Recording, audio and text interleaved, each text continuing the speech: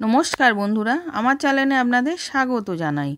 आज के आमी आपनादेर बानिये देखाबो घुसो चिंगड़िर चप। प्रथमे आमी चिंगड़ी माछटाके धुए नुन हलुद माखिए रेखे दिएछिलाम।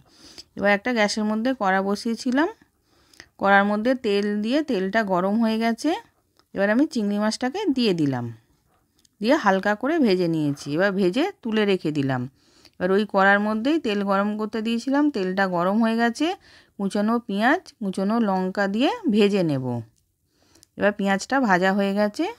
आदा पेस्ट एक चामच, रसुन पेस्ट एक चामच दिलाम, हलुद गुঁড়ো, लंका गुঁড়ো, जिरे गुঁড়ো दिए एबार भालो करे कषिए नेब जाते काँचा गन्धटा चले जाए। एबार कषानो हये गेछे। আর একটা আলু সেদ্ধ করে রেখেছিলাম সেই আলুটাকেও দিয়ে দিলাম আর চিংড়ি মাছটাকে দিয়ে দিলাম।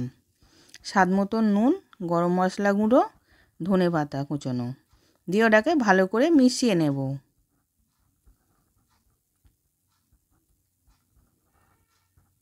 এবার মেশানো হয়ে গেছে, নামিয়ে রেখে দিলাম। এবার এদিকে ঠান্ডা হয়ে গেছে, আমি একটু বেসন নিলাম, হাতে বেসনটা মেখে নিয়ে এবার গোল গোল আকারে চ্যাপটা করে চপ বানিয়ে নেব।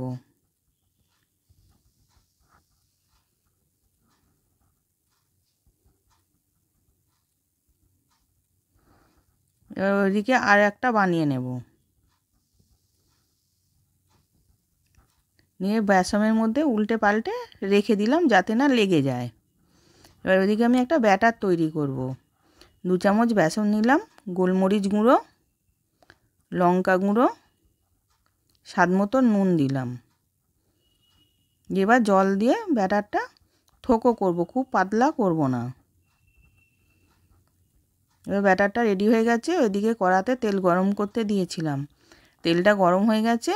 আমি চপগুলোকে ছেড়ে দিচ্ছি। এবার সব ছেড়ে দিয়েছি, উল্টে পাল্টে লাল লাল করে ভেজে নেব। এবার ভাজা হয়ে গেছে, আমি তুলে নিলাম। এবার ঘুসো চিংড়ির চপ রেডি।